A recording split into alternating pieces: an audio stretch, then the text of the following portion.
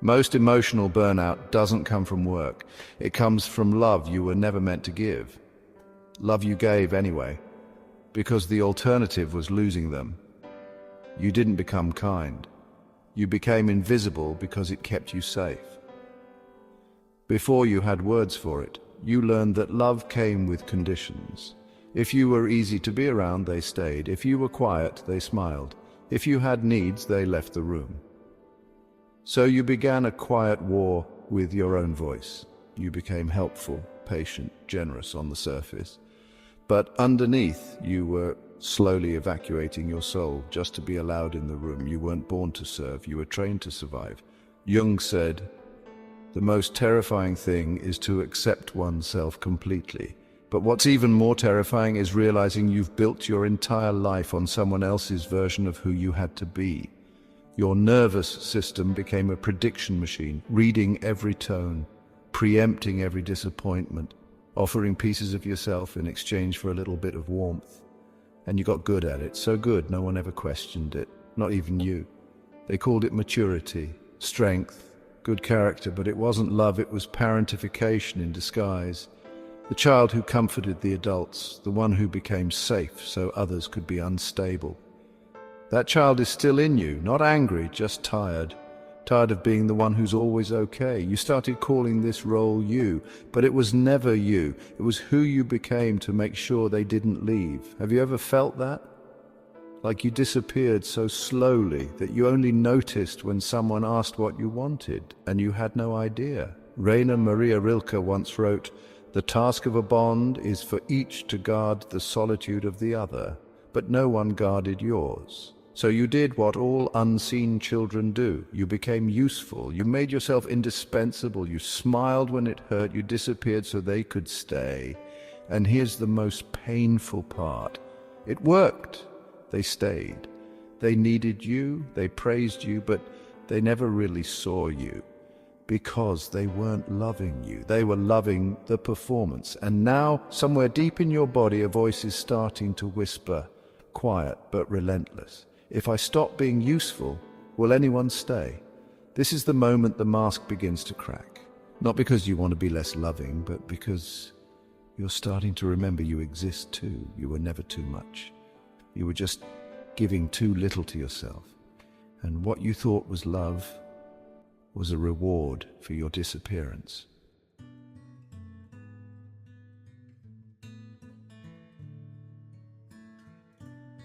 You didn't become the caretaker because you loved giving. You became the caretaker because giving was the only way you knew to be loved. So you wore helpfulness like armor. You lit up every room by dimming yourself. You said yes to things that shattered your boundaries, and they called you kind. But inside, your soul was keeping score. Every "I'm fine," you whispered through gritted teeth. Every time you were the one cleaning up, driving across town, remembering their appointments while forgetting to eat. You weren't loving them, you were managing them, because no one ever taught you that love without boundaries isn't intimacy, it's enmeshment. And still, you called it devotion. Have you ever wondered if you were really giving out of love, or were you giving so they wouldn't leave? That's the question that cracks the entire mask. Because when love becomes survival, sacrifice becomes your identity. And eventually, you don't even know if you're showing up because you want to, or because you're terrified of being abandoned. Here's the truth. Sometimes what looks like selflessness is fear wearing polite clothes. The fear that if you don't keep being useful, they'll stop calling. And then, without warning, resentment arrives. Not loud, not explosive, but quiet, like a ghost of your own voice knocking from the inside. This is where the myth of giving begins to crumble. You start to wonder if maybe, just maybe, you've mistaken codependency for compassion. Erich Fromm once said, "Mature love is union under the condition of preserving one's integrity, one's individuality." But you gave that individuality away. Not because you wanted to, but because it was the only way you thought someone would stay. Like the nightingale in Oscar Wilde's forgotten fable, you bled yourself dry to stain a rose red for someone else's joy. You gave everything, and when they tossed it aside, you still blamed yourself for not bleeding more. You called that love, but it was a transaction, a covert contract you wrote in silence. If I give enough, they'll love me back. If I keep showing up, they'll see me.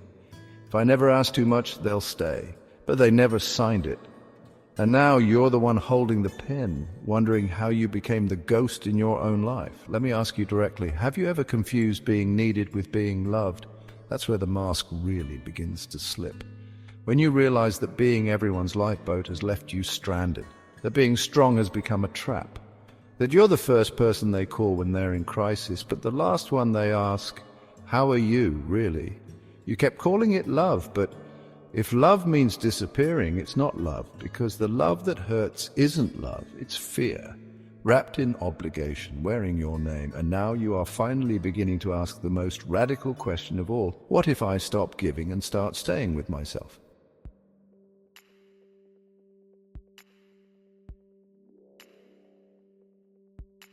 At first, it just feels like exhaustion, a kind of tired you can't sleep off. You wake up unrested. You go to sleep wired. You start dreading texts from people you love. And the most confusing part, you've done everything right. You've been kind, patient, supportive, available. You've shown up every time. So why does it feel like you're disappearing? It starts in the smallest moments. You offer help and they forget to thank you. You listen for hours and they don't ask how you're doing. You pick them up at 3 a.m. and later, when your world crumbles, they say, let me know if you need anything. You laugh it off. You tell yourself it's no big deal. You remind yourself you're strong, but underneath all that self-talk, your body keeps the truth, a tension in your chest, a clenched jaw, a smile that no longer reaches your eyes. This is what happens when giving becomes survival, when love is earned through self-erasure, when kindness becomes a cage. And then, one day, it hits you. You're not just tired, you're empty. You're not just frustrated, you're resentful, and that's the crack no one warned you about, when the act of loving others becomes a betrayal of yourself. Jung said that the shadow is not just the dark, it's the part of you that was silenced, your boundaries, your needs, your rightful anger. When the shadow goes ignored, it leaks, not in explosions, but in silence, in disengagement, in disconnection, in bitterness so quiet even you miss it. But it's there. You begin to feel it in the way you recoil when they text, in the way you fantasize about disappearing, in the way you hear yourself saying yes while screaming no in your head. This is your body remembering what your mind tried to forget. And then you remember her, Alcestis, the queen who gave her life so her husband could live. She didn't hesitate. She called it love, and he let her die. He watched her go, grateful but unwilling to take her place. That's when you realize you've been Alcestis too. You've given up your time, your energy, your voice, so someone else could stay comfortable. You've bled yourself into the shape of their needs, then blamed yourself when they didn't notice you were hurting. You were the nightingale who stained the rose red with your own chest and still believed you hadn't given enough. Let that sink in, because here's the paradox you've been living. You gave more and more, hoping to be loved. And the more you gave, the more they loved the giving, not the giver. They fell in love with the version of you who never needed anything, the one who asked for nothing, the one who vanished beautifully. But that version was a ghost, a reflection, a performance. And now, finally you feel the ache of it, the ache of being everyone's safe place while having nowhere to land yourself. So let me ask you something.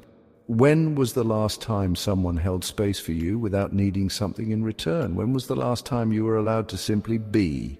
If those questions make you want to cry, you're not weak, you're waking up, because love that costs your voice is not love, and giving that empties your soul is not devotion. It's time to put the pen down, to stop writing contracts no one agreed to stop calling pain a virtue. You don't owe your disappearance to anyone, you never did.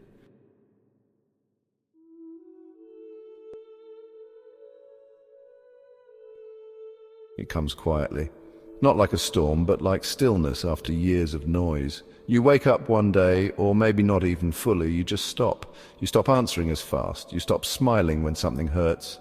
You stop pretending it doesn't sting when they take and take and forget to ask if you're okay. And then something strange happens.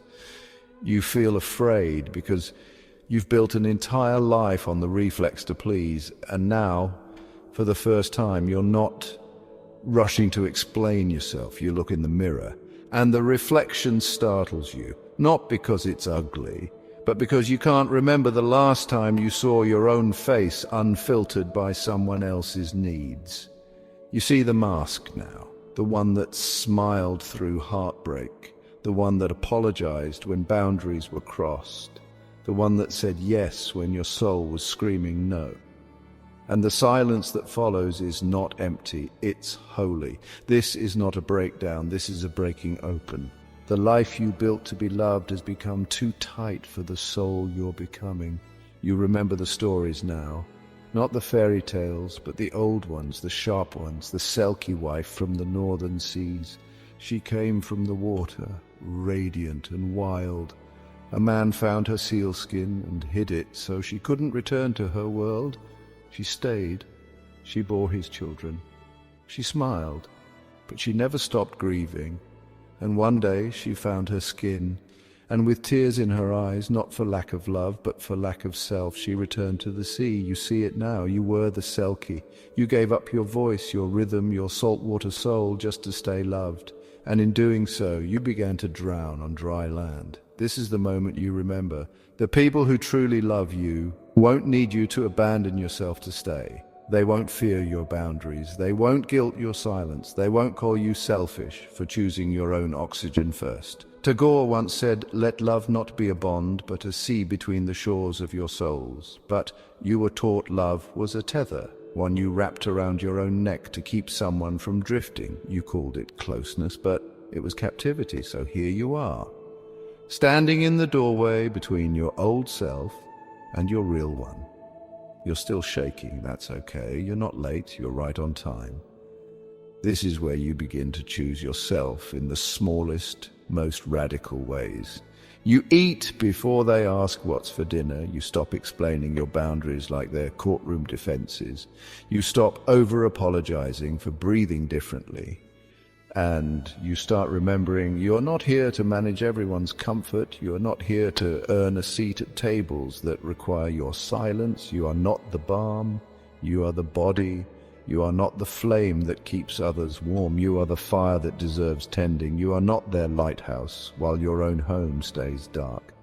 So if you've ever asked, what happens if I stop giving? Here's your answer. You find the self who was buried beneath the performing, and she is not weak. He is not selfish. They are not too much. They are the truth that was waiting for the mask to crack. This is not rebellion. This is return. And the next time you look in the mirror, you won't flinch, because you'll recognize the one who stayed.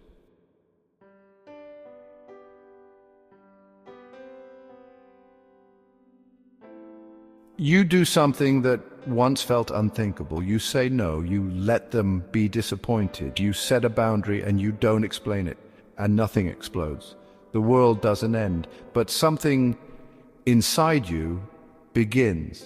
For the first time, you're choosing yourself without apology. There's a strange grief in healing, not for what you've lost, but for what you gave away without even knowing it. Your time, your softness, your voice, your dreams, not in one great sacrifice, but in 1,000 small, unnoticed disappearances. You used to call it love, but now you see it clearly. It was love mixed with fear, devotion laced with desperation, affection built on the silent hope that if you gave enough, you'd finally feel whole. But you don't want to be needed anymore. You want to be known. Khalil Gibran once wrote, "Your pain is the breaking of the shell that encloses your understanding." This pain, the aching of saying no, the weight of unmet expectations, the loneliness of choosing yourself, is the sound of that shell cracking. You are not breaking down, you are breaking open. So you stop rescuing people who refuse to swim. You stop apologizing for the space you take up. You stop measuring your worth by how useful you are to others. You eat when you're hungry, you rest when you're tired, you speak when something hurts, not because anyone asked, but because you finally believe you deserve to be heard. You begin to remember what Jung called individuation, the return to self. Not the version the world rewarded, but the one who existed before all that. You start tending to the garden you once neglected. You plant joy without permission. You stop begging for reciprocity and instead water your own roots. And in the quiet of this self-return, something unexpected happens. Peace. Not the peace of pleasing everyone, the peace of no longer needing to. Some people leave, not because you changed, but because you stopped pretending. Let them. Because what you're building now is not love that demands your exhaustion. It's love that honors your wholeness. You stop chasing closure from people committed to misunderstanding you. You stop writing emotional contracts no one ever signed. You stop handing out keys to your soul like discounts, hoping they'll stay longer. And when the urge to perform rises again, because it will, you take a breath and remember, you were never meant to be their solution. You were never meant to be loved for your silence. You were never meant to burn just to keep them warm. You were meant to be seen. So here's your question. Have you ever looked at your life and realized, I was never asking for too much. I was just asking it from people who didn't know how to give. You gave them your light. Now give it to the one who's been waiting the longest, the one who kept showing up even when you forgot how to, you.